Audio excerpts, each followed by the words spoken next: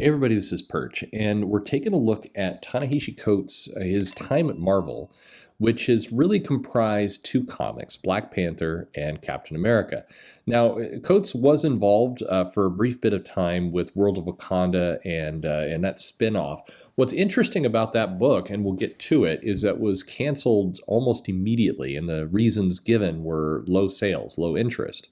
It's true that the book debuted low, but it still debuted in like the 30,000, I think 40,000 range. And as you'll see, both of the titles, both Black Panther and Cap, quickly sink below that. So there's an interesting little piece here we have to talk about in terms of how Marvel builds, basically figures out how their comics are going to go. But we'll get to that in a moment because I think there's something telling there, something revealing there about kind of their strategy for titles. Let's start with actually in the opposite order. Let's start with Captain America, which came later. He started Black Panther first, but I want to start him in the opposite order, and there's a reason for that. Captain America began in July of 2018. As we've done other videos in the past, it came off of a brutal PR run. I've met people who liked the Nick Spencer, what he was trying to do with it, but Captain America had a very slippery to bad path. He came off the Ed Brubaker run, which was well received. People seemed to really like that. And it kind of took Cap in a more spy thriller. Some have compared it to James Bond kind of way. It's funny because people always forget that at the end of that run with Captain America Rebirth, you had Red Skull Nazi robots just blasting up the Capitol. They always described it as like a book more down to earth and grounded. It's like he did go through time, and there were Nazi robots, but sure, whatever you say. It was a well-received run, and it was enjoyable to read. And then that was followed up with Rick Remender, who did a very hard left and took Captain America into Dimension Z, aged him, ultimately got Cap out of the costume and gave it to the Falcon. Brubaker had taken Cap out of the costume and given it to Bucky, so you kind of had both creators do their thing. And then you had Nick Spencer, who basically got Cap back into the costume, de-aged him, but also made him a Hydra agent. And that culminated with a big fascist takeover of America and everything else. And so that's the cards that Coates was dealt. Somewhere in there, Mark Waid for a half second, did a few comics in that run as a fill-in gap between Spencer and Coates. But the challenge is that it was... there wasn't, I think Coates really had a choice of like try and sew together things in the past or forge a new path, and he basically did a little bit of both, and yet neither at the same time. The title debuted at 167,000 copies, which is a nice big debut. It was the #1 comic of the month. It had lots and lots and lots of variant covers and other things going on, and then it dropped. It dropped to 61,000, which is a much steeper than usual drop. Keep in mind, again, this is summer of 2018, and Marvel was really all in on variant covers and incentives and everything to spike that first issue. Keep in mind, remember that point for later, because that's going to play into the picture in a minute. But basically, the title dropped to 61,000, and then it kind of just steadily, slowly declined. It went from 61,000 down to 53, down to 52, down to 42, and finally issue 6, kind of that first 6-issue batch, closed at 44. That was, that's a pretty tough drop to go from a spiked 167, but it's also a tough drop if you just look at issue number 2 at 61,000, going down to 44,000. Losing close to 20,000 copies over the course of 5 comics is not good news for anyone. And Captain America, keep in mind during this time period, we also have Captain America front and center for the Avengers movies and everything else. So it really, there's a lot of things you can do here. The Coates run maybe didn't take off in people's minds. It did have one of Marvel's strongest artists, had Kubert on it. It had Lintel Francis Yu on it for a period of time. It had a stronger art team during this initial run, but it still was selling kind of low 40s. The title over the next several issues would drop into the mid 30s. There'd be a brief spike up with some overships for issue number 12 up to 44,000 again, but then it was right back to 30s, 34, 36, 31. And then finally by issue 18, it had dropped under 30,000 down to 28, and then slowly continued to climb down to 26,000 by issue 20. That's when the pandemic hit, and we have our last reliable numbers. However, I've got numbers from Diamond here that are not second proven. So to answer a question that's come up, I like to get my numbers from two sources validated. There's Comicron, certainly. They have their source. They have their information. You can get them from Diamond. You can get them from the publisher. Usually, I get them from one place or another. And then I like to validate them against second source before I trust them. And it's not that anybody I think is lying. It's that you get information that's half baked. You can get information without reprints added in, or it becomes less solid. The biggest frustration I often have in the system is that some of the comics will count reprints and some won't. So we'll present an inaccurate, bumpy picture of what's going on. So that's why I like to validate against a second source. But to kind of spoilers, as the comic has continued since the pandemic, it hasn't risen. It's just continued to sink down into the low 20s. And the last number I have shows it just over 20,000. That's where it's sitting right now. That's not a good outcome for Cap. By any stretch of imagination. That sounds dryly put, but I mean that's not where you want it to be. And Coates, for however you may feel about him, is in theory a known political writer, somebody who's got a name outside of comics, somebody who should bring some gravitas to the comic, but that's not happening. It's not putting that in.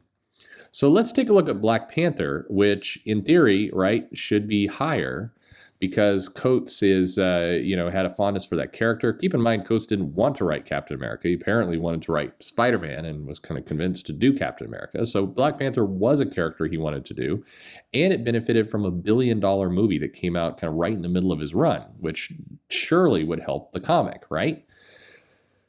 Well, the comic debuts in April of 2016. This would be Coates' debut at 253,000 copies. Now, this comic benefited from the announcement that a movie was coming. We had just kind of barely. I think it had been announced during that time period. We really hadn't seen anything. It was still a couple years off. It had a bazillion variant covers. It was Marvel was clearly stating that Black Panther was going to be front and center and key to the Marvel Universe and everything around it. And so it debuts really high. And what's interesting is that it has the same kind of drop. Issue number 2 goes down to 77,000. So that's a very steep drop again. And this is what happens with Marvel titles. They put so much effort into spiking that first issue, and then they're relaunched frequently. So they always have a first issue out. This is kind of their whole model. They are far less interested in ongoing comics than they should be, because their business model is really adapted to getting that first issue spike, letting it decline, relaunching, and then off you go. Black Panther would get relaunched midway through its series, so we'll get to see how well that worked out for them. But remember, 253,000 for the first issue, drops to 77, and then by issue 6, it's down at 58. Now, an interesting thing happens because issues 2, 3, 4, and 5 stay in the 70s and even get back into the 80s. So what happened with issue 6? Well, Marvel was overshipping and aggressively promoting this book for at least a few months after number 1. They were doing something that they should do, which is rather than just bank on the first issue, keep the momentum going. And they did. So you had several issues there stay in the 70s. That's great news. That's better than Captain America did. And Black Panther arguably was a tougher sell because Coates was doing aggressive Wakanda world building, not flashy action. He was really kind of putting the work into building out a Wakanda mythology and kind of the economy and the politics and everything else with the country, which historically is going to be a tougher sell for comic fans. But it seemed to work until you get to issue 6 and we have a sudden kind of drop of about 25,000 copies down to 58. And then it basically has a fairly steep slide. If you go from issue 6 to issue 12 is down at 37,000.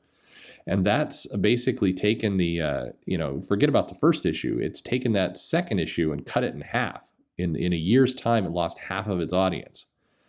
And it didn't stop there. If you get to basically issue 18, another 6 months later, you're down at 27,000. You're down in kind of mid-20s territory. Issue 19 or issue 166, because they revert to legacy numbering. You get that special cover and everything else. Again, a big push. Briefly bumps it back up to 55,000, but then it continues immediately its decline down to 23,000, 22,000, 21,000. And then finally, the movie comes out in February of 2018, and that has the briefest, smallest of bumps. It takes it back up to from 21,000 to 28,000, but then it sinks back down to mid-20s again. Now, during this first run, Marvel put out World of Wakanda, and it's not represented here on this chart, but the title was canceled almost immediately. Coates was co-writing that book. And it had the sin of only getting, I think, around 40,000 copies for issue 1. And so that was deemed too low. And the thought process there, kind of as I mentioned earlier, was Marvel has really acclimated to this model where that first issue needs to be over 100,000 copies. That's what they expect. That's what they demand. If they don't get it, they'll quickly cancel the comic. But the counter argument I might give is, why, was World of Wakanda something that would ever get 100,000 copies sold naturally? Or was it going to always be this kind of fake number? And so maybe as a strategy, you shouldn't be trying to spike those first issues. Maybe you should be trying to create stability. Maybe if you didn't spike the first issue and you just put work into marketing as an ongoing title, you might get something that month in, month out would get, 40,000 copies sold, which is still too low, keep in mind. But right now, if you're talking about a title making 40,000 unit sales a month, that's stronger than both Cap and Black Panther. And as you'll see eventually, that's kind of stronger than both of them combined. So World of Wakanda sold more in its first and second issue than where Black Panther and Captain America are selling today combined. So what does that tell us? It tells us this first issue strategy is maybe very destructive. I think that, titles naturally atrophy, but they, new storylines and new kind of artists and creative teams coming onto the book often spike that number up again. That's why titles like Batman and Avengers and other things through the 80s and 90s and 2000s, that's why they didn't atrophy down to zero, because they brought in new storylines, spike the interest back up again. So you'd have the title decline and rise. But now we're on a track where everything just declines. So Black Panther would get relaunched, but the second relaunches at 122,000, less than half of the initial number one issue. So it's new relaunch, which, by the way, had just as many variant covers as the first time. So same strategy. This was Black Panther in space. Maybe that was a tougher sell, but same strategy. Arguably, a more known artist in Acuna, who was maybe a little bit hotter in terms of where they are. That could be argued, but anyway, maybe a little bit more known. Gets half the sales of the first issue. The relaunch then immediately goes from 122,000 back down to 34. And by the time we get to issue 6, it's right back to where it was before they relaunched. It's back in the 20s. This title would continue to steadily fall month after month, going from basically 26,000 down to 22,000, down to 20,000. By the time we get to issue 12, we're at just over at 20,900. And then by issue 15, we've dipped under 20,000, or at 18. And by the time we get to the March shutdown in the pandemic, issue 22, the title is selling 13,894 copies. So to put it another way, when we hit March of 2020, we were basically getting from Coates 2 comics that together were selling 40,000 copies. 40,891, Captain America and Black Panther, both characters heavily represented in the movies, heavily represented in all of Marvel's branding and licensing and everything else. That's where we're at, 40,000 for both. That's painful. Now, you can say, okay, maybe this is all, Coates is to blame for all of this. He was a writer on both. You look at Ta-Nehisi Coates on Venom and other things, he's not having these low numbers. There's some truth to that. I definitely think that, there's some truth to that, those numbers being soft, and the writer is not having a pitch that is landing with people. But if you look at the sales, it's just this slow, steady erosion. It's not like a bunch of people started reading the comic and said, "Nope, I'm out." There's no cliff here. There's no people like gave the comic a chance for 6 issues and then just stopped. What you see instead is just a constant downward spiral. It's you just see the title shed readers month after month after month. Now, maybe again, that's people getting tired of Coates. It's possible they don't like the storyline, they don't like the direction it's going. But it seems weird that you would put up with, I don't know, 40 issues of Coates on Black Panther, and then on the 41st issue, you're like, okay, I'm done. That I think you'd have opted out by then. And so I think what this tells us is a few things. It tells us, first off, this first issue launch strategy is terrible. It does not work. It's causing harm to the book.